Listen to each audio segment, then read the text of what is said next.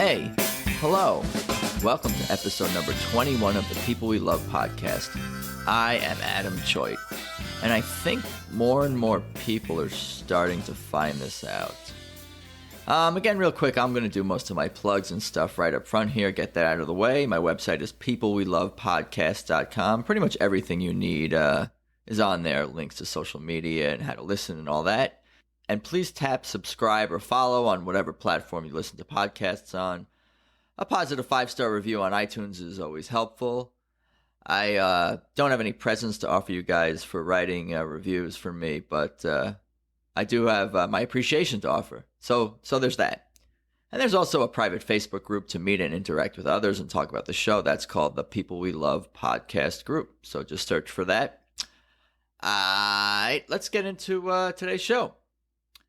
But before I get into telling you all about today's guest, I think I need to give you a little background. As some of you may or may not already be aware, my favorite band is Tedeschi Trucks Band. Their words, they are a 12-piece band that booms like a soul thunderclap. And that is quite accurate. They are led by guitar virtuoso Derek Trucks and his wife, guitarist and powerhouse singer Susan Tedeschi. With 3 additional singers, a sax, trombone, and trumpet player, and keys, bass, and 2 drummers, this band is just a rock and roll blues soul force that has recorded so much music. But more than that, seeing them live is really a spiritual experience in itself. I've been a fan of this band since about 2010, 2011-ish, and this past week I was fortunate enough to catch them 4 times here in Southern California. Sunday, May 12 in San Diego, May 15th, Wednesday at Jimmy Kimmel Show as part of his outdoor concert series, and then again 2 more times in downtown Los Angeles, Thursday and Friday at the Orpheum Theater. And man, this was an incredible week of shows. My mom calls me a male groupie. I only have love for the music, though, of course. For real, though, beyond just the music, which means really everything to me, I was also lucky to have had the chance to say hello to pretty much everyone in the band and tell them how much I appreciate what they do. And I can't say enough about how down-to-earth everyone is and how nice they were. Really, how nice everyone connected to the band was, from the stage crew to the guys working at the merch table. Everyone was truly amazing. Even meeting other superfans in person was awesome. Speaking of, that's where today's guest comes in. I was hanging out after the show by the tour bus this past Sunday in San Diego, and I could tell this one particular kid really loved the music as I watched him chatting with our musical heroes. Well, one thing led to another, and I started talking with Piatt Pund, and it turns out he was going to be heading up to LA for Friday's Tedeschi Trucks Band show. Well, Piatt, who's just 17 years old, and already a pretty damn accomplished guitarist, singer, violinist, and ukulele player, agreed to be interviewed. So just hours before his second Tedeschi Trucks Band show of the week, and my 4th, he sat down with me to tell me all about his life in Colorado, then in San Diego, his family, his music, his many bands, his love for Derek Trucks, and so much more. He even played a couple of songs for me and sang. Yo, we got to get into this. Here's Piatt Pund. Well, it's good to see you today, Piatt Pund. Thank you for stopping by the studio. I appreciate it, man. No problem, man. Yeah. How was the drive up? You came up from San Diego, of course. Yeah, I came up from Pacific Beach. It wasn't too bad. I had a worse time getting up here for NAMM, actually, in January. It's always the last few miles. What is that again? That's NAMM, the guitar convention. That's right. I've heard it. Convention, yeah. Got in that one as an exhibitor artist for Roland. That was a lot of fun, getting to go around and see all their cool toys and meeting a bunch of new people. It was pretty rad. Nice. So you're here to see the Tedeschi Trucks band show tonight with Pops. Pops drove you up. Mm-hmm. Yep. You guys go to a lot of shows together, and yeah, we do actually. We've gone to one of our favorite ones that we went to recently was Postmodern Jukebox. I've seen them on YouTube. Yep.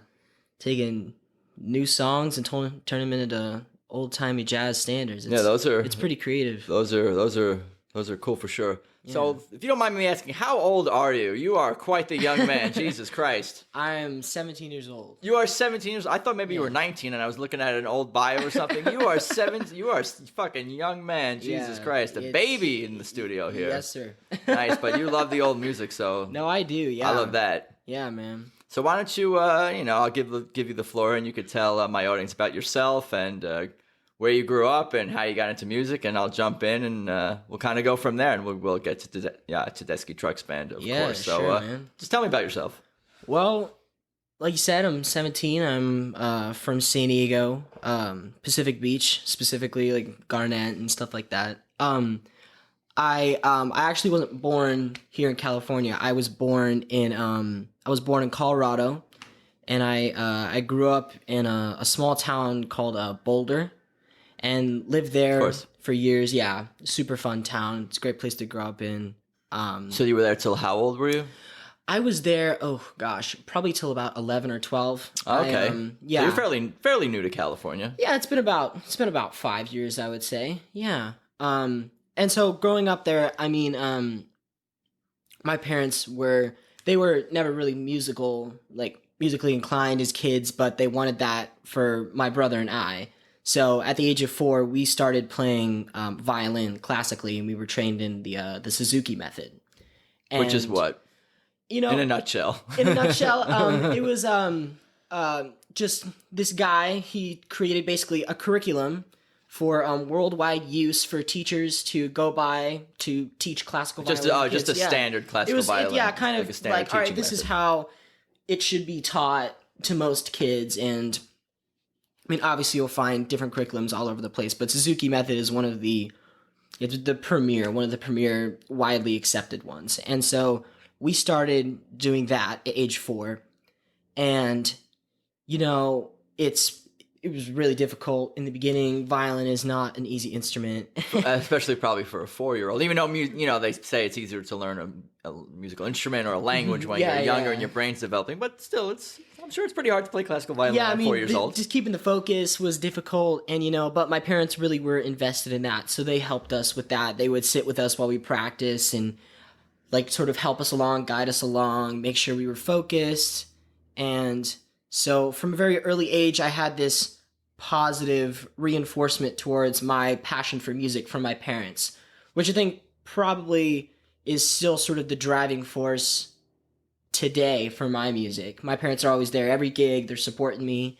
That's awesome. Yeah. And so started with that, and then I just want to jump in for a question. Were your parents, you said they weren't musically inclined themselves, but were they must have been big music fans of classical or other types of music, or they just knew that that's what they wanted for you? They're not even crazy fans. They'd gone through a couple of programs, actually, and I think one of them was this program based in Philadelphia. It was called the Better Baby Institute, and what they were teaching was basically teaching how to, not engineer, that's probably the wrong word, but to engineer your kids to be just creative minds and just be as inclined as possible. And they said that, one of the best ways to do that is to have your kids learn instruments and learn music. That's awesome.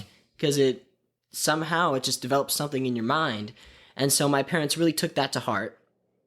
And that's kind of how it sprouted with them. They were really into that idea of us learning violin. And so we continue with that, and I think around age 7, my parents decided to get a divorce, and so that was hard on my brother and I. You said you were 7? I was 7 years old, yeah. So that must have been about 2008, 2009. And you were still in Colorado. I was still in Colorado, yeah. And so obviously it was hard on my brother and I. Yeah, I'm sorry to hear that, man. It's tough. It's okay, and so what we did basically is we needed sort of an output for that. We needed a way to express our emotions in a more tangible way for us. And so we turned to music. We really started getting into music together. We both picked up the guitar. That's actually when I first started playing the guitar. And we were taking lessons every week. We were practicing. We were playing with each other. We were jamming with friends. Is it an older brother or a younger brother? This is an older brother. How much older is your older brother? He is about 3.5 years older. He's about 20 now. Gotcha. So you guys sound like you're pretty close. We are pretty close. Yeah. He was actually the one who really pushed me as a musician in our early years, and still continues to push me every day. even though I think I'm catching up on it a little bit. Yeah. What kind of music were you guys playing when you both started? Sounded like you're both starting to getting into guitar around the same time. We kind of started. We actually took a couple lessons together, and then we started taking them separately.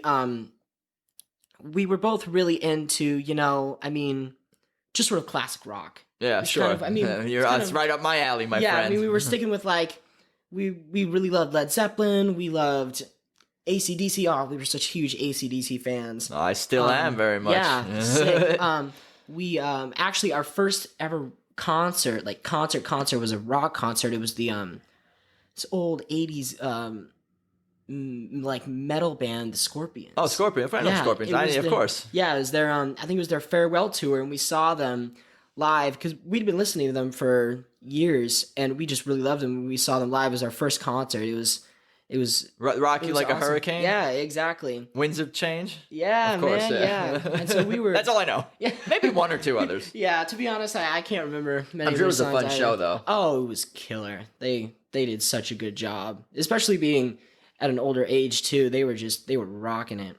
Damn. But yeah, and so we were learning Led Zeppelin and the Beatles and the Eagles. We were kind of going for those classic songs, and that's just kind of our parents had us listen to that stuff. Like we'd sort of grown up on that stuff, and so we started learning that. And then I decided, I love the guitar, but I also want to learn the ukulele. So my dad just got me a ukulele one day, and I just started learning and practicing, and I got a little chord chart. I think I probably still have it. All my friends have ukuleles, and I'm always fiddling on them. Yeah, it's such a nice little I'm getting one. to have. Yeah, it's coming. One. Yeah.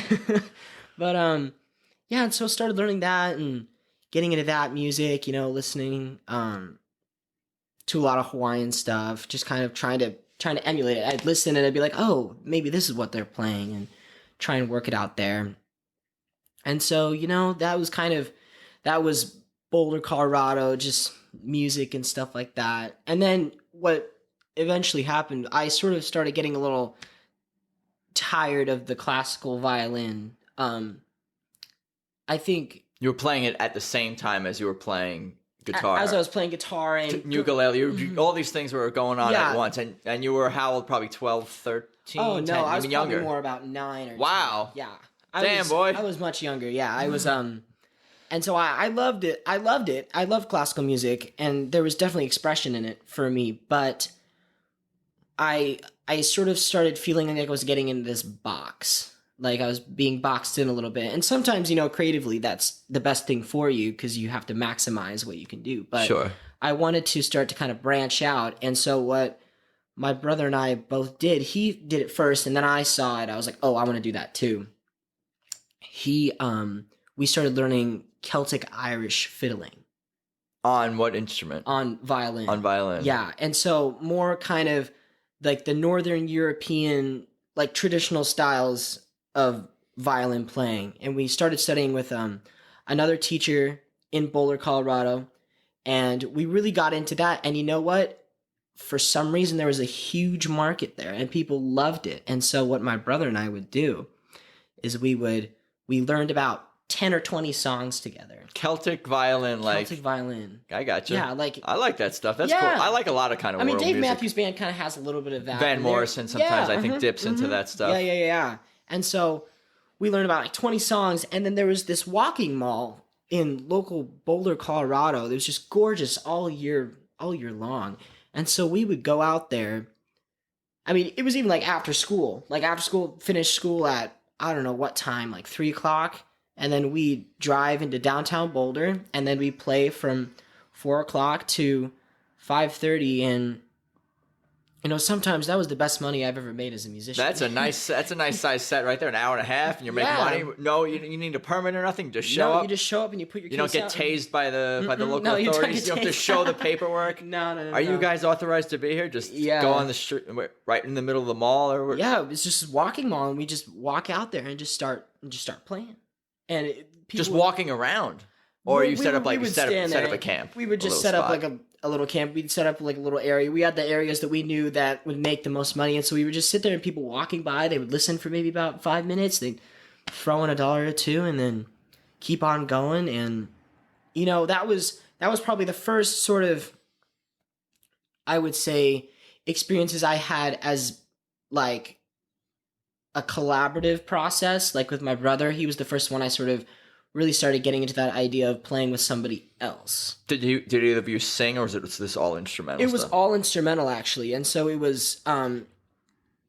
we really had to practice at it and really kind of, we'd have to like be looking at each other the entire time, have to listen to what others doing and be doing different things. And so it's fairly complex stuff. And you guys were how old when you were doing this? We were 9 and 12. Yeah. People must have come by and like love this stuff. Just these 9 and 12-year-olds playing complicated Celtic. They were really digging it, and we were both on violin. You and your brother both on violin. Yeah, I would say on average, most days in an hour and a half, we'd be making upwards of like $100. It's nice. Yeah, it's good money for plenty of candy. You can buy a lot of candy with that. How much candy can you buy with that? Too much candy. Is there a video of you guys? Any video of you guys at the mall? Maybe I'd have to dig one up. Yeah, it was so long ago. You were about to say something. I think I was just gonna say that was probably like the first time I had the experience of being like a regular performer. Like it was almost like I had like a regular gig. Like I would do that after school pretty much at least 3 times a week. And I just loved it. And I would sometimes go twice in a day. I would go for 1.5 hours or 2 hours. I'd take like a 2-hour break. I'd like walk around the mall, hang out, and then I'd do another 2 hours. And then, it was just what we loved to do. And so it was this collaborative process between my brother and I.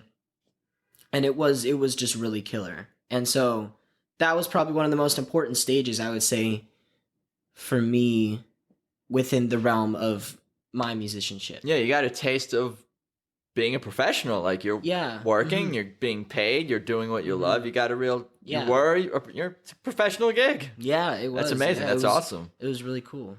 Yeah. So where did we go from the mall to? Well, we actually... From the mall, we just started practicing so much and we gotten really good at our set that we started getting a few gigs here and there at some local breweries. And, that's how most musicians make their money in Colorado. There's so many breweries. I've heard. It's just wild how many there are. Like, so many more here in LA or San Diego. Like, just within like a certain area, there's so many more in Boulder. It's wild. And so we started getting into a few places. But by that time, I was in 5th grade and my brother was in 9th grade. And we, as a family, decided that we wanted to move out here to California. My dad had actually been brought up locally in San Diego. So we had grandparents. Yeah, roots here. I got you. Yeah, we had roots. And so it wasn't going to be a very difficult move for us because we knew the school systems. We knew where we would go. And so we were like, all right, let's go for it. And we packed everything up and we got a house out here in San Diego and we just decided, all right, we're going to try it.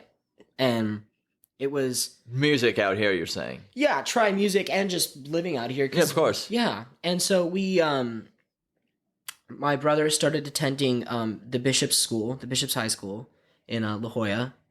And I started attending Pacific Beach Middle School, and it was difficult for the first 2 weeks, just because you don't know a lot of people. Yeah. But then we decided, like, what, we're just gonna. There's a lot of cafes, and so we were like, oh, Sunday and Saturday mornings we're gonna wake up at 7 a.m. and we're gonna go play for 2 hours in the morning at just cafes and hang out. And we got some of our best gigs from that too, and it was actually really cool because then what we started doing is we actually bridged more over to more modern styles of music. So what I did is I switched on to the ukulele, and that's actually, I started singing out in public for the first time. And that was I can actually still vividly remember the moment I first did that, which was, oh gosh, I want to say that was probably about 5-6 years ago. And it was a moment, but my brother and I, we kind of started playing. We played like the popular hits like Jason Mraz, the Lumineers. Like whatever. We just started playing a lot of top 40s charts, and I mean, we had fun with it, and we were playing every morning. We were getting really tight with each other and good. And again, school, I didn't really know too many people. And then one kid I went to school with, he saw me playing at a cafe one morning, and he was like, "Oh." And then next week at school, he was talking to one of his friends. He was like, "Hey, I saw Piatt. He was singing at a cafe and playing ukulele with his brother was playing violin, and this kid that had relayed this message to the other kid, he had a rock band." Here we go. And their singer had left because he went to another school, and he didn't really want to be in the band anymore. Like, so they came to me and they were like, "Hey, Piatt, we'd love for you to come and audition for this band. We think you'd be a good fit." And I was like, eureka. Like, I was so happy. Like, you weren't like, audition? I don't want to audition. Either you want me or you don't want me. No. I was just so pleased. You're an egoless man. Yeah. I was so pleased that somebody sort of appreciated my musicianship, even though I was a new kid in town. Sure. It's a great way to make friends, I guess. Oh, yeah, apparently. Definitely. And so I auditioned for the band, and I loved them, and they loved me. And I mean, we've been playing together ever since, and that must have been about 5 years ago, actually. And so, started with them playing, and I decided I wanted to take up classical violin again. So you were playing, before we get into that, so you were you're in a rock band. Yeah. And what's the name of that band? It's called the Go Heads. And you guys are still We're still together, yeah. Still together. We still play. And what kind of music is that? Like, I know say you said rock, it's rock, but kind of more defining it. I would say it's a little more surf punk, actually. Okay. Yeah. You like a lot of different kind of music. That's cool. I love it all. Yeah, you're taking it all in. You're a young man. You got your whole life ahead of you to take in a lot more. Yeah, no, keep going down the rabbit hole. I think, that's an interesting thing. I think, like, going a little sidetrack here, but I think every genre of music has something specific to offer. Like, there's some genres of music that I'm just like, I just don't, for some reason, I don't want to listen to it. Like, it doesn't connect to me. But there's some things that, even in the genres, I'm just like, and the artists I don't appreciate at all. I'm like, okay, you know what? I can respect that choice there, because that's something that is respectable. There has to be something with everything. Exactly, yeah. Because, why else would so many people gravitate towards something? Even if it's not a, super mainstream musician or type of or genre. Yeah. But the fact that a large number of people or even a cult following is interested in. Mm-hmm. Yeah, there has to be something about it. There's something in there that drawing people in. You can take and you can examine, and you can, if you are drawn to it, you can put it into your own music. Sure. Mm-hmm. Yeah. Well, anyway, so in the rock band, playing surf, punk, it's super fun.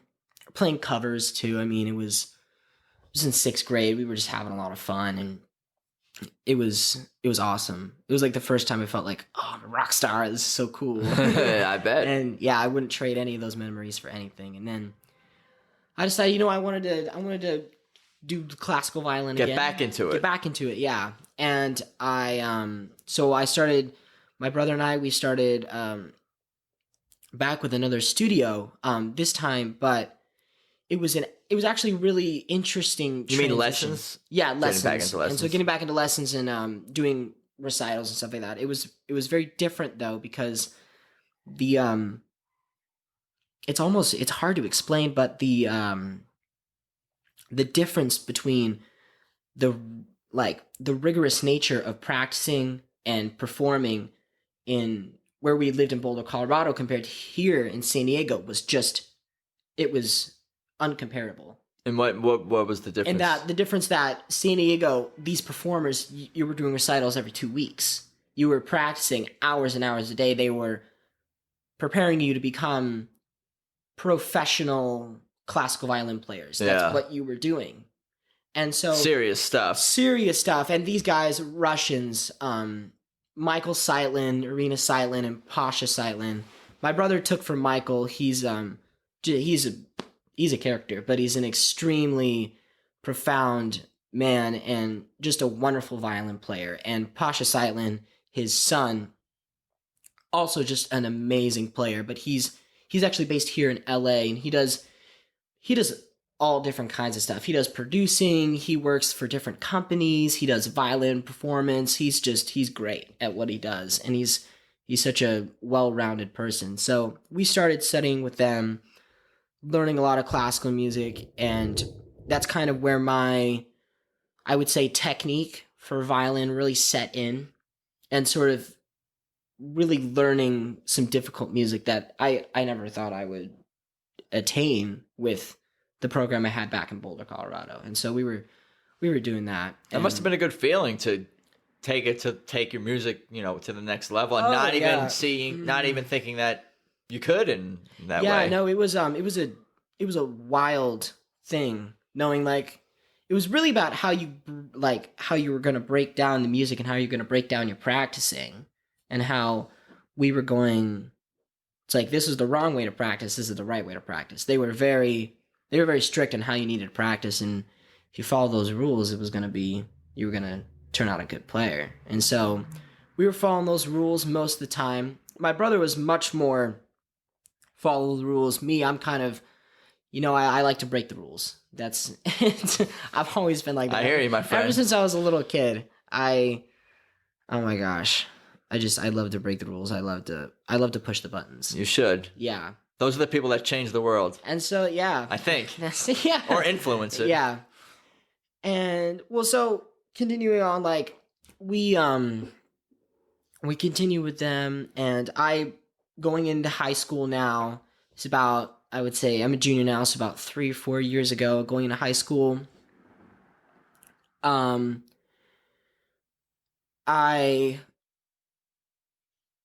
go into the jazz program at my high school, and I hadn't really known a lot about it, actually. And I was surprised to see that they weren't playing straight ahead bebop. They weren't playing a lot of like early Miles Davis. They weren't playing Charlie Parker. They were playing traditional New Orleans jazz. So the jazz that first started in New Orleans back in, I don't know how long ago. I mean, the 1800s. I mean, it emerged from slavery. That's what it did. And so it has this heavy connotation of American history. And so you can already tell that it is just rich in culture and rich in this appreciation of not just the music, but also of where it's come from and how it's evolved, and about continuing on this legacy of it. And so for some reason, I saw it and I just became infatuated with it. I was like, this is amazing. I love this. This is great. And it was one of those things where I couldn't explain why I was infatuated with it or why I just took after it so much. It's a feeling. It just happened. And what you were playing what were you playing in this jazz band? Yeah, so I auditioned in my sophomore year. I got in, I'm playing violin and I'm singing in the band. And I mean, I was so surprised. It's probably been the most professional experience of my entire life. And so, and this is ongoing right now. It's still going on. Yeah, we do a tour every year. We my first year and my junior year, we went to New Orleans and we toured there for about a week. That's amazing. Yeah, and then this last April, we went to Yokohama, Japan. Wow. In Tokyo, and toured in Yokohama and Tokyo a little bit, and it was just surreal. I was gonna say you're awesome. Going places, but you've already gone places, man. Jeez. No. There's more places to go. There's so always more places to go. Yeah. There's 2 places. That's 2. 2 plus many more to go. But it was just such a great experience, and I just I learned more about playing and the getting into the music genres like the blues and soul and what music is really about through this group.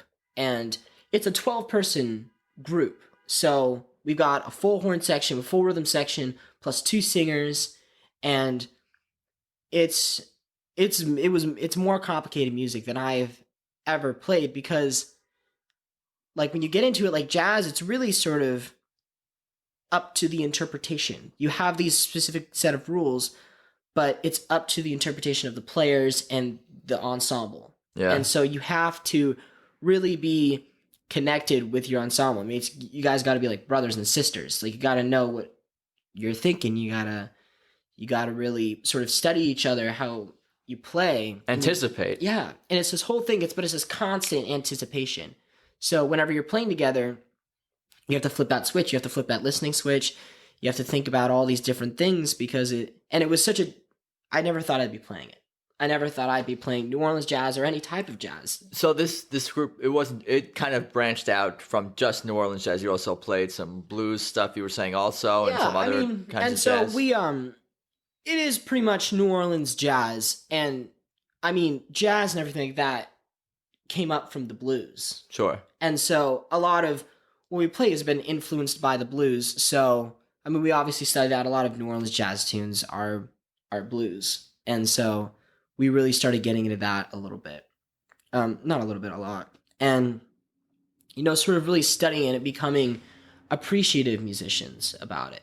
And not just like, oh, here's the chart, we're going to play how we want. Really sort of thinking about it on a level besides yourself. That's awesome, man. I mean, there's some mature people in this, serious musicians and mature people. I was so amazing. Lucky to have it because I would not be the thoughtful player I am today if it wasn't for this just great direction throughout the band and knowing these people. This is the Mission Bay Preservationists down in San Diego through Mission Bay High School. And so, throughout that music program, I'm in other bands too. I'm in a gypsy jazz quartet with 3 of my best friends. That I've counted, I think, 3 bands so far. From that school, yeah. You're in 3 bands right now. You got your surf punk band. You got your gypsy jazz quartet, which you're playing violin as well. Yeah. And then you have Mission Bay Preservation is the traditional. The school jazz. Yeah, and then my freshman year, my teacher had asked me, "Hey, you ever play guitar?" And I had taken actually a little bit of break in guitar when I started playing ukulele back in Boulder. And I was like, sure, I know guitar. And he's like, why don't you audition in for guitar as well? In the jazz band. Yeah. So in the span of about 3 months or 4 months, I learned as much guitar as I could and learned as much sort of more ranging around the jazz theory and the blues theory. And I started playing in his Latin mambo orchestra. Wow. What did you do to prepare yourself once you started to dig into the car? Were you taking lessons? Were you watching videos? Were you just fiddling around? Were you playing to other tracks? Were you playing with other people? It's kind of all of the above. Yeah. Or what was it? It was, if I really think about how I prepared for that, because to be honest, in the span, of 4 months, at the beginning of it, I knew my pentatonic scale in the open E position. That's all I really knew. That's crazy because I'm still studying that for 20 years later, basically. I mean, that's all I knew. But I started taking lessons from the guitarist who was there in my freshman year. He's graduated now. And I just, it was this thing where I dug into it. I don't think I've ever practiced this consistently or hard in my life. I just dug into it. I was like, this is my end goal. I'm gonna know how to solo. I'm gonna be comfortable. I'm gonna be confident with my playing. And so it's awesome. Every day, it was at least 2 to 3 hours. I would sit there and I would sit with my guitar and I would I still can't believe this is what I actually did. But for some reason, my mind, I was like, this is the only way. I would practice scales for about an hour. I would sit there, I would play the same pentatonic scale over and over again for about 30 minutes. Up and down the neck. It was literally just... Here you go. I don't know if that's in tune or not.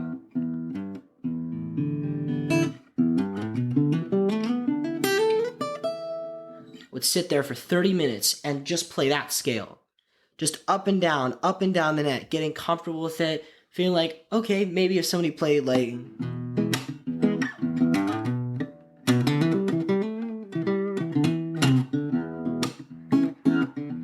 that I could somehow solo and get through it. And I sat there every day and I would listen to Guitarist, I would listen to tracks, I would try and play along with, I would listen to my favorite guitar tracks. I mean, my parents brought me up on Lynyrd Skynyrd and Creedence Clearwater Revival. Sure, and, all great stuff, of course.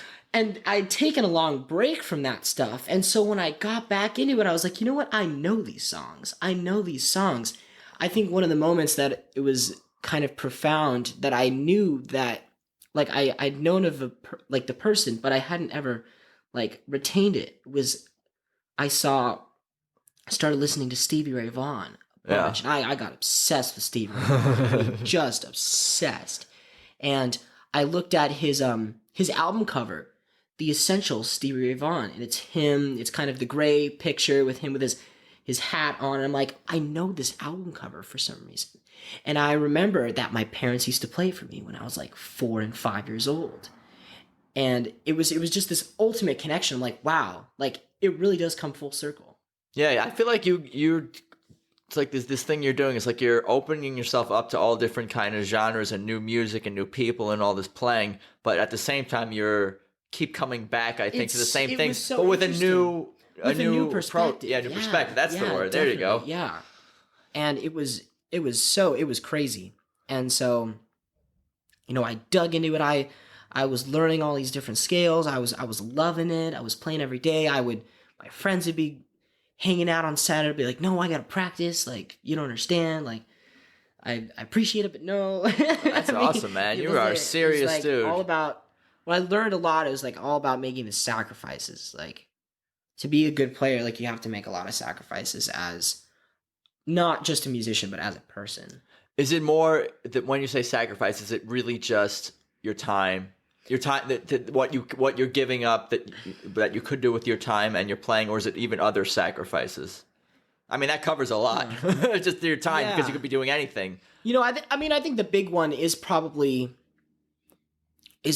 time, but I would also say another one, and it sounds a little depressing when you think about it, but it's also like you have to sacrifice a little bit of your livelihood in a couple of different ways, I think. And I think one of them is that you know full well that you're going into an industry that in the past 20, 30 years has just been flooded with so many different people. Right. So many people wanting to be musicians, and so many people now have Spotify and iTunes and all this stuff. And it's a great tool, but it's also, you have to realize how much competition there is. Yeah, luckily for me, I'm really the only podcaster out there these days. Yeah, so man. I'm good to go. It's all good. No, I hear you. Yeah, and it's almost like, it's like it sucks, but you also know that you can't do anything else with your life. Right. It's like, I know full well that I cannot I can't go and become a lawyer. I know I would be a great lawyer, but I can't do it. Do you find yourself, obviously you find yourself inspired by other musicians, but do you find yourself even competitive at all? Or jealous even, or any of that? Does that ever creep in? Yeah, totally. But it doesn't seem like those kinds of negative emotions consume you. No. I don't think I'm ever really jealous. I think I'm very envious, and like, it all comes down, like, even if like you're learning, like, one of my best friends, he's a guitarist, and he's better than me. He's fantastic. He's got a rockabilly trio with his dad and his little brother. Wow. His dad is on bass, his little brother's What's on the name drums. of that act? The Sea Monks. The Sea Monks, they're based in Pacific Beach, and oh man, they're just killer. He's a killer guitarist. He's really taken after it. He's such a great kid, and he's just started playing as much as he can. And now he's surpassed a lot of professional musicians, a lot of older musicians, and he surpassed me at knowing how to get gigs all around San Diego and knowing how to do it. I mean, he's literally going on tour this summer to Texas. He's going Austin, Houston, Dallas, and Houston. And this is it's a dad, your friend, the guitar player, and his young little brother. So it's the middle brother. The middle-aged person of the group. Not middle-aged, but you know what I mean. Yeah. And he's the one who actually books all the gigs and he does does everything. the business. He's not Pops, not Dad. I mean, Dad, of course, probably there, helps, with but he's some the of driving force. He is the driving force, and you know what? I think, out of anyone, has pushed me more to become a better musician and a more creative musician.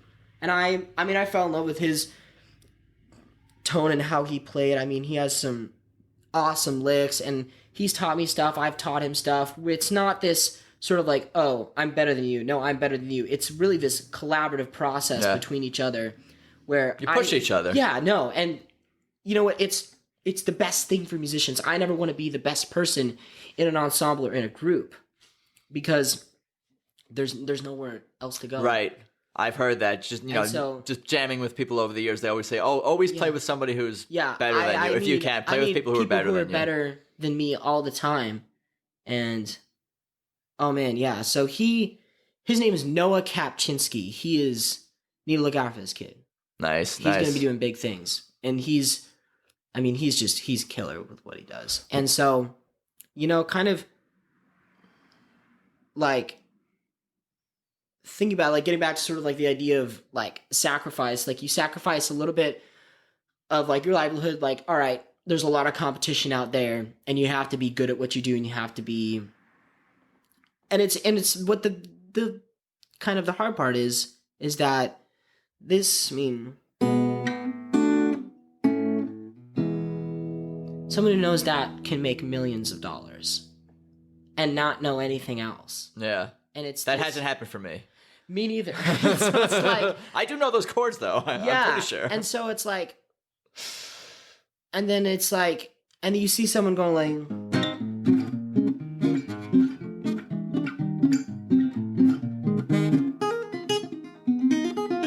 you see someone tearing off and going off, and like they've really gotten into their craft, but it's like they've got like $5,000 equipment in a $500 car going to a $50 gig. Yep. Like I love that idea. It's so funny because it's so accurate of where like music is and where it's going. And what's sort of sad is that, I mean, obviously there's amazing pros to having Spotify and iTunes and YouTube. I mean, you can get famous in a day. You post the right thing, you can get famous in a day, and you can kill it. But it also sort of systematically crumbles the idea of listening to live music and the idea of live music. I don't think musicians make their money from doing live performances. Like, I mean, they're getting paid much more from how many people are listening to their Spotify or their YouTube. Really? I thought it was mostly touring these days. I thought it's less from Spotify and less from that. I think you're talking about maybe not super known, like lower level acts make more from Spotify than they do from touring. I think, yeah. I mean, that's what it is. And so it's this, but I don't think a lot of people are going out and listening to like live music like these days. Yeah. Because I mean, we're going to. Oh yeah, because we know where it's at. And so, I mean, yeah. I mean, that's also sort of a sacrifice you have to make too. You have to understand that the idea of people purchasing CDs and people purchasing tickets to go to your shows it's not the same as it used to be. Yeah. Because I mean, back in the 70s, 80s, back in the 70s, you'd go to a record store and you would buy a record. And you'd save up all your money and go buy a record. I remember the 80s and the 90s. You don't know anything about those. I don't know anything about you don't that. know. You've heard. I've just heard from word of mouth. So far you've got it accurate. Yeah. Yeah, man. So why don't you tell me more about, or tell me about how you got into Tedeschi Trucks Band and Derek Trucks and Susan Tedeschi, and we'll get into them a little bit. Oh yeah, I'd love to get. When did you discover them? And so it was, I would say it was probably 2 years after I moved out here, so probably like 2015, 2014. The singer, we had brought in a female vocalist in the surf punk band that I'm still a part of, and her family had been really into Tedeschi Trucks. They were like, hey, they're coming to town. We should go as a band and see them. And so I'd never heard of them before. I'd never listened to their music. I didn't even know they existed. I was like, sure, sounds Didn't know cool. them individually, didn't know them together. No Derek, no Susan, no band. I had no idea. Gotcha. But you know what? That was probably the best thing for me, not to know anything about them. And so I go there and I listen to 2 sets. I mean, we're at the Civic Center in San Diego and listened to about 2 sets of music, and I'm crying. I mean, at the end, I'm just like, wow. That was one of the most profound experiences. I may have cried during shows that I've seen of them. No, I still do too, man. I have to wear sunglasses at these shows, man, for some of these ballads. Damn, cuts right through me. It's crazy. And so I never had an experience like that before. Love at first sound. Show. Yes, exactly. There's no better way to describe it. And so I immediately fell in love with him. I'd listen to him time and time again. They'd come up on my YouTube or like that if I was doing homework and studying. And then they came back to town, and I was like, Dad, let's go see Tedeschi Trucks. This was like 2015, 2016. Probably 2015, 2016. Yeah. I was like, oh man, it'd be awesome to like see them again. And so Dad's like, all right, sure, yeah, we can go see them if you say they're good. And so we got a couple tickets. We're in the nosebleed seats. Where was this show? Civic Center again. I was at the Copley Symphony Hall for San Diego Tedeschi Truck Show. I don't know if that... Well, obviously the one we just went to was also at Civic. That was the first time I'd been at that venue. Actually, I think the first time I saw them was at Copley Symphony Hall. Yeah. That was it. Okay, yeah. Gotcha. The first time I saw them... Happy to correct you. That was at Symphony. Thank By you. accident. Yeah. Without knowing. Good. It's good. And then the second time I saw them was at Civic Center. And we're all the way in the back. I mean, everybody's lighting up. It's a party back there. But you know what? Their sound is cutting through. I'm just having the time of my life. I am tearing up. They're doing Midnight in Harlem. And I'm just like, damn, this is what it's about. Yeah. It was like this moment for me. I'm like, wow. Like, this is what real music is. Like, going to shows, being invested in the moment, not having your phone out. Yeah. Sitting there listening to what they have to say. They're pouring their hearts out up there. And I want to get as much as I can. I want to be receptive to them, because coming from a musician's perspective, it's hard when you're trying to express yourself as much as you can and nobody wants to listen. Right. It doesn't make sucks. sense. It sucks. But everybody's there. They're invested. They're having an awesome time. Derek is ripping. He is ripping into it. And I'm having the time of my life. And so after that, I started listening to them. I was like, they're on my Spotify like every day. I don't think I've gone one day since that show without listening to them. You're like my twin brother over there. I'm pretty much the same way. My mom calls me a male groupie for the band, basically. But I, like you, I only have love for the music, of course. But I listen to them every day for sure. Like on the archive and all these, because there's got people who tape shows. So there's like, and they pretty much tour, on and off all year round. So there's just constantly there's so much material out so there. Much, yes, live music. They got a new album out, and just they're at it. It's profound how, like, it's like you think about it, and it's like you'd ask a person on the street, they there's a good chance that they probably wouldn't know about them, but these guys have been around for like forever. Susan and Derek have been playing for years and years and years now, and what's so awesome is that it's such a treasure trove of music, and it's so cool because it's almost like I get to go back in time, like I get to look back throughout their history. I mean, going back and listening to some of Derek's like earlier stuff with like the Derek Trucks Band. I've done all of it. I started with Tedeschi Trucks Band also, but then dived back into Derek Trucks Band, dived back into Susan Tedeschi stuff, and exactly. And other members of the band too have put out music, of course. But what I did is I really sort of got hooked on Derek's guitar playing and his way of playing guitar. And I remember out of that first show, I went home, I was like, I've got a glass slide. I knew that was coming. This old Epiphone SG that my brother has had for years now. I busted it out. I cranked up the action.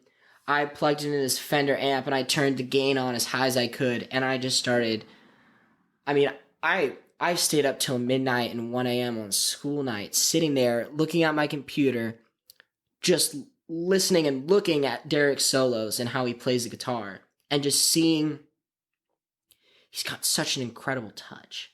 It's so profound. And I would hear a lick and I would stop it and I would try and pick out the notes and I would try and emulate it. And I started getting down the technique with my right hand and kind of creating it in harmony with the left hand. Nice. And really just started studying it. I really dug into the whole slide guitar playing and he just infatuated me. Yeah, every me time. too. When you hear Derek Trucks, you know it's Derek Trucks. It's such a signature sound. Mhm. I mean, I feel like obviously probably Dwayne Allman would be his biggest influence, Oh, and yeah. other slide players as well, and B.B. Yeah. King, not a slide player, but all the blues guys. But yeah, you just know his sound. Yeah, you it's do. just so easily recognizable. It really is. It's, man, yeah, trying to copy that guy's tone is like trying to create a strand of DNA. It just doesn't, you can't. If you could capture, a tenth or 100th of that in your music, I think, or, not you specifically, but really anyone that's amazing. Now, is he your favorite guitar player? Do you have a favorite guitar player? Are they your favorite band? I mean, that's a tough question. I think they're probably my favorite band. Yeah. I would say they're my favorite band. I love Derek. I love his guitar playing. I love his idea of playing. And, I think one of the best, I really love Derek Trucks, and I think he's awesome. But one of the most profound things said by any musician today, Herbie Hancock, when people come up to him and ask him, man, I've been listening to you for years. Like, you're my favorite influence. Like, I just love that. And he says, you know what? If you want to sound like me, you got to listen to who I listen to. So he wasn't listening to himself. Obviously, he was listening to Charlie Parker. He was listening to Thelonious Monk. He was listening to all these. He was listening to the original guys, the real ones. And so I listen to a lot of Derek Trucks, but I also like to listen to Dwayne Allman. Yeah. I mean, I also love to listen to the Allman Brothers. I love B.B. King. I love Buddy Guy. I love all these guys. I still listen to Robert Johnson. I still try and dig up his. I mean, he only has 28, 29 recorded songs. Yeah. I still listen to him. He was the turning point for blues in America. I think one thing about Derek's sound, especially with the slide, he gets that very vocal quality to guitar play. It cuts through. Right through my soul, man. But what the hell was I going to say? That because he would listen to, I was reading or heard him in an interview say, he would listen to singers and try to emulate singers' voices and with their melodies on the guitar. He'd listen to like Mahalia Jackson or Aretha Franklin and try to get their voices and their vocal I'm not quality. Surprised. You can hear it. You can hear it in his playing. He has an incredible vocal quality. I think what his mastery is, I mean, obviously he's a virtuoso player. He's got technique. He's got everything. But I think his most profound skill is his ability to create melody. Yeah. He is just masterful at creating melody. And hearing how he constructs melody and even thinking about it from a standpoint of wow, he's got soul, or from a standpoint of wow, that's some interesting music theory going on there. That's really profound thinking about it. And one of my favorite interviews of all time, I think, of Derek Trucks talking is him talking about the Indian influences. And they became my influences too. Sure. So he talked about how, I mean, you listen to Midnight in Harlem, my favorite recording of Midnight in Harlem all time, Everybody's Talking album. I don't know what year that's from, but the intro to Midnight in Harlem it's a night raga. And that's what these Indian musicians used to do. I mean, still do. And I mean, you have your sitar player, Ravi Shankar. He has influenced me like crazy just because it's like an hour-long song of creating a melody, stating it, changing it, going off on crazy, not tangents, but just crazy directions and coming back, restating the melody and going again. It's wild. Especially with his solos, Derek Trucks solos, he's telling stories. I feel he's telling stories. Being a masterful storyteller, I think, is the most important quality of a musician. Because I mean, you can just be tearing, you can be ripping, you can have the best technique out of anyone in the entire world. You can be another one of these metal Instagram shredders who is just, you just look at it, it's like, I know I'm not going to have that, but I have the ability to play a chord, or Derek has the ability to play a chord in a way that literally takes you from beginning to end and shows you an entire story. Yeah. It's just phenomenal on how he's able to do that. And so that's one of the things that I think I've really been trying to study, on how he sort of takes you on this emotional musical journey, and then he drops you right back into the groove. You know what I feel like he does? Wild. It's almost like George Harrison. A lot of his solos would just be really the vocal melody and kind of, on his solos. But I think what Derek does, he'll take the vocal melody or whatever, the main hook of the song, whatever, but just expand on that. Oh, in some insane ways, but very subtly, very in detail, but you can hear it and it's there where he takes it. I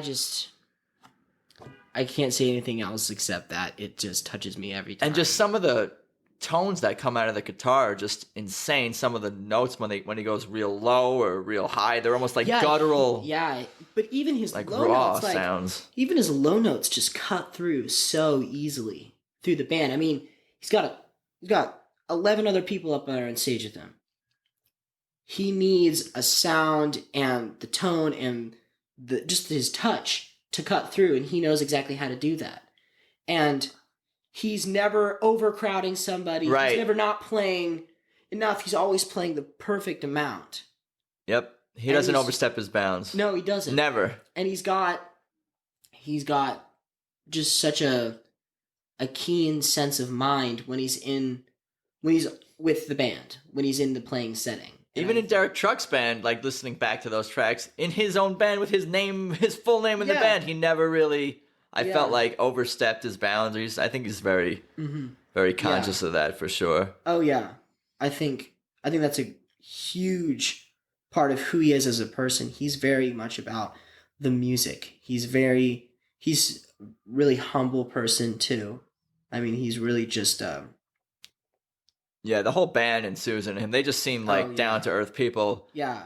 And, of course, I mentioned in the intro how we met by the bus and met the band and all that. And I could tell how passionate you were, of course. Oh, yeah. But why don't you tell me straight from the horse's mouth? Like, I'm assuming was that the first time you've met? That's the first time you I've met Derek met and Susan or anyone else in the band as well? Anyone, yeah. So why don't you tell the audience, what was that like to meet your heroes and your guitar hero?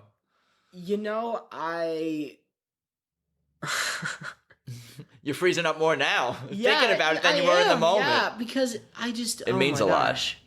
It did, and I think that's the most important part about it.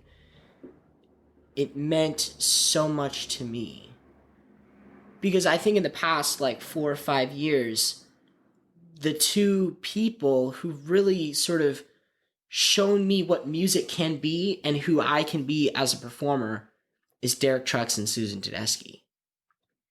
Of course, I've had teachers that have just changed my life, and I've had friends who show me that, I can be whatever I want to be. But the two people who have influenced my music to the point that it is just so profound, it's hard to speak upon. Yeah, Derek Trucks I know, Susan man. Tedeschi. And so, me standing there at 11 o'clock at night, and I see Derek Trucks turn the corner, I literally just say to my mom, holy crap, that is Derek Trucks right there. That is this guy that I've spent literally hours, I've spent days listening to this guy, just looking at him on YouTube and studying him. And now he's here. It's a real person and everything. It's a real human. Oh my goodness. And so I remember better chill out and act normal-ish. I was all right, I know exactly what I'm going to say. I got it planned. And so he's walking around a couple of different people, and he starts to walk away. And I'm like, excuse me, Mr. Trucks. And he looks me dead in the eyes. And I'm just I stutter for a second, and I say, I can't even begin to tell you how much of an influence you are on me. I can't explain. And so I told him, all right, I'm just going to tell you my favorite recordings of you. I told him I loved the Midnight Raga intro on Midnight in Harlem on Everybody's Talking album. Probably my favorite solo you've ever played. And then I started talking about my my favorite recording of the Tedeschi Trucks Band. It was the 2010, I think King of the Blues Guitar Center competition. I was there. I think I was there. That's the first time I saw Susan and Derek together. Awesome. I don't even recall if that was an official Tedeschi Trucks show. I remember seeing Derek, Susan, Mike Madison. I think it was full Tedeschi Trucks. I didn't even realize. I thought it was just a guitar competition, but they played like a full hour plus, maybe an hour and a half that night. Yeah. I'm pretty sure that was. Well, I've gone through all of the recordings of the Tedeschi Trucks set, his Tedeschi Trucks Band at that set, and I loved Sailing On. They did Sailing On. Oh yeah, I love that one. I love when they do that. And I studied that solo. I've studied that solo for a year now. And I transcribed it. I learned all the licks on the guitar. I fell in love with that solo, and I probably listened to it, I'd say, over about 150 times now. Like, fully through without stopping. And so I just told him, like, that's my favorite recording. Like, I've, like, transcribed, like, your solos. I think you're just the biggest influence on me. And he said, oh, man, thank you so much. That's so cool. And then he just reaches in his pocket and he pulls out a slide and he just hands it to me. That's awesome. You didn't even ask for it. I was standing right there, too, and I was like, who's this young buck getting the slide? I want the slide. But then I kind of thought about him, like, I can see that this dude is fucking serious fan. Oh, seriously. Man, I just about lost it. I said, oh my God, thank you so much. He's like, no problem, man. I'm like, can I get a picture of these? He's like, sure, yeah. Let's get a picture. And so we got a picture, and he's like walking away. And I'm just like, it was such a profound moment. The thing is, it was so profound, I didn't actually realize it in the moment. It was the night after, and I'm sitting there with my family, and I'm talking to them. I'm like, you know what, like, that was incredible.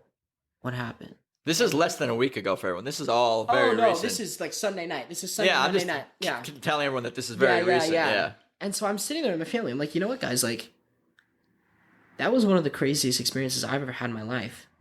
And my brother, he kind of, and I mean, I don't know what the effect Derek was thinking. I think he's like, oh my gosh, this kid's just listening to my music and that's cool. And so I'll pass my slide. He'll have a fun time with it. But for me, it was much, much more important than that. Yeah. It was this, my brother described it, it was this symbolic idea of almost passing the torch. Yeah. Like somebody's got to kind of continue this music. Somebody has to continue the soul, the blues. Somebody has to keep this going.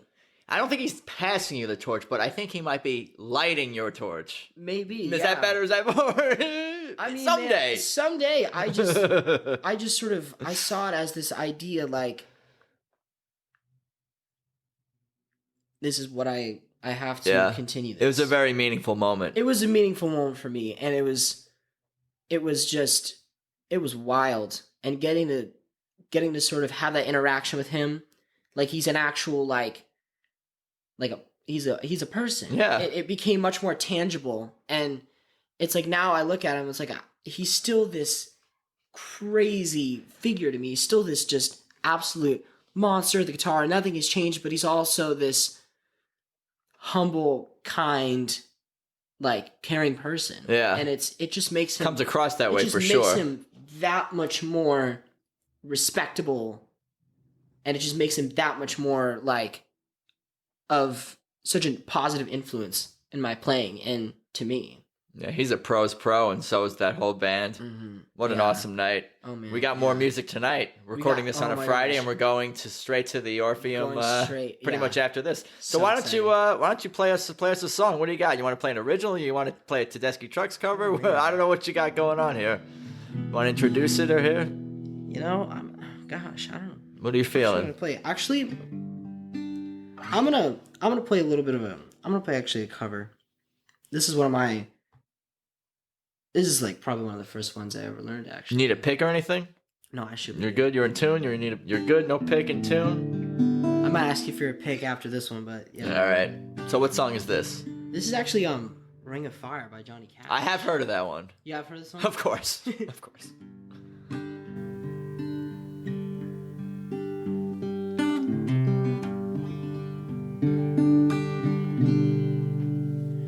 And love is a burning thing.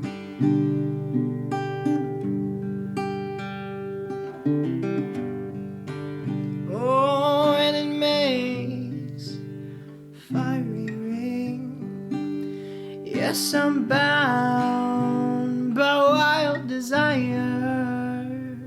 Oh, and I fell into a ring of fire. Oh, I went down, down, down into a burning ring of fire. I went down, down, down. The flames got higher, and it burns, burns, burns. The ring of fire, the ring of fire, the ring of fire.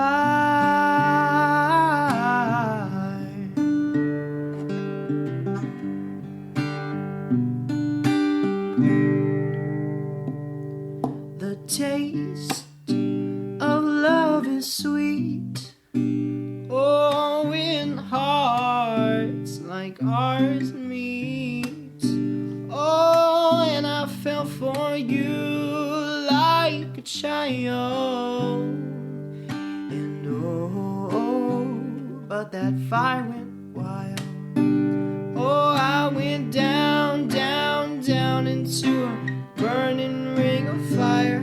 I went down, down, down. The flames got higher, and it burns, burns, burns. The ring of fire, the ring of fire, the ring of fire.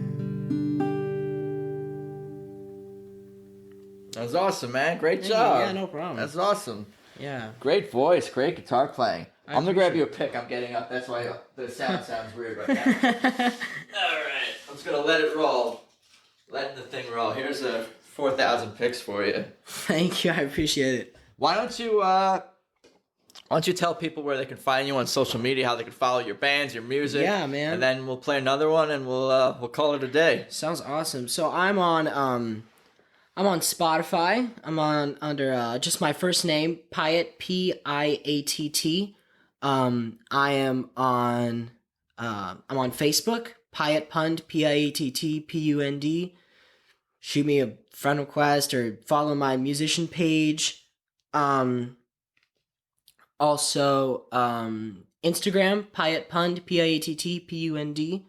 And I've got music on SoundCloud too, Piatt Pund. I'm You're everywhere. much everywhere. Yeah, they'll find you. They'll Yeah, find you from one thing to the next. There's no problem with that one. Yeah. So how did you become Piatt Pund? Because that's quite the unique name, which is good, I think, for entertainer. So I think it comes from my mom's side of the family. I'm pretty sure.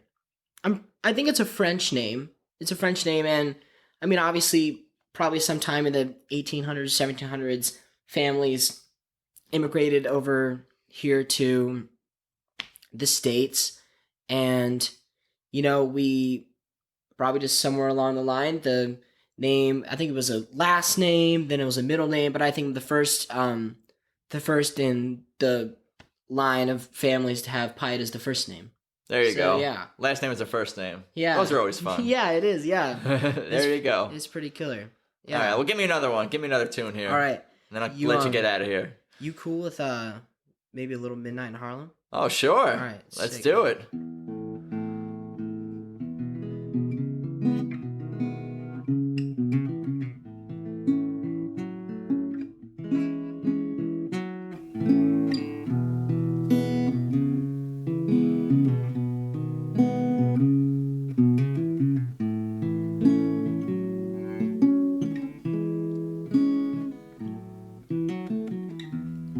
Well, I came to the city. I was running from the past.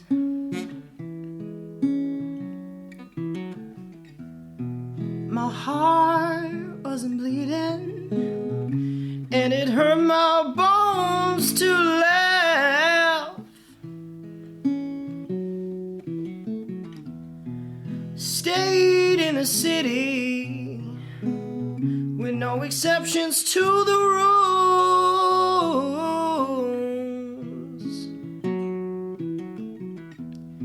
She was born to love me. I was raised to be her fool. Oh.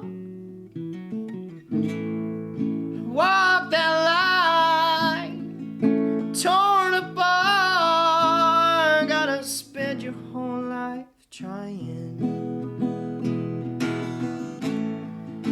Ride that train, oh, and free your heart. It's midnight up in Harlem.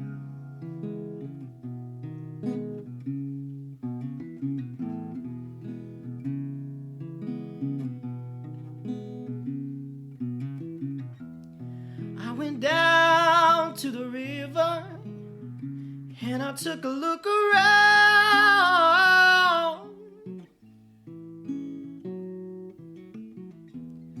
They were old men's shoes. There were needles on the ground.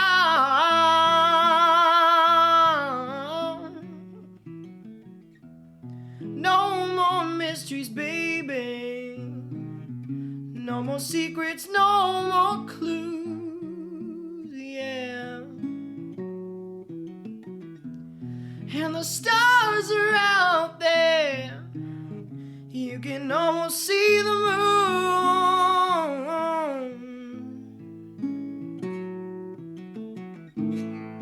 And walk that line, torn apart.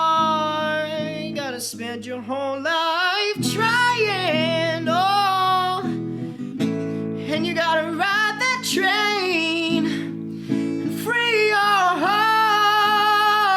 It's midnight up in Harlem.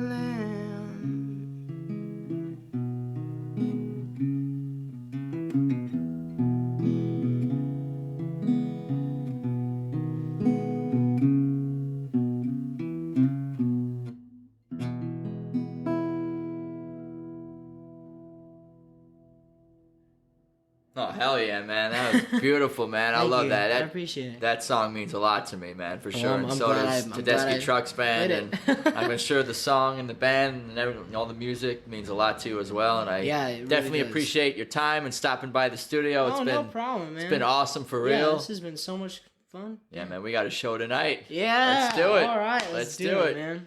Cheers. Yeah, Piatt man. Pund. Let's talk soon. So there you go. My interview with Piatt Pund. I just wanted to thank him again for taking the time and for dropping by the studio and for playing and singing, for everything. Yo, that fucking kid has an amazing voice. What a tone. Really looking forward to following Piatt's musical journey. And of course, thanks to Tedeschi Trucks Band again for an amazing week. And don't tease me, I hear the rumblings and mumblings about possible more Southern California shows coming this summer, so I will look out for those. And to all you people out there listening, for real, thank you as well for doing just that. Listening and supporting the show. I appreciate it. Seriously. PeopleWeLovePodcast.com, again, is my website. You can find my Insta, my Facebook, all that on there. Or just go directly to those platforms and follow me there. It's all good. Whatever works for you guys. But yeah, I'm going to wrap this up. Much love to you all. And have a good day. Peace.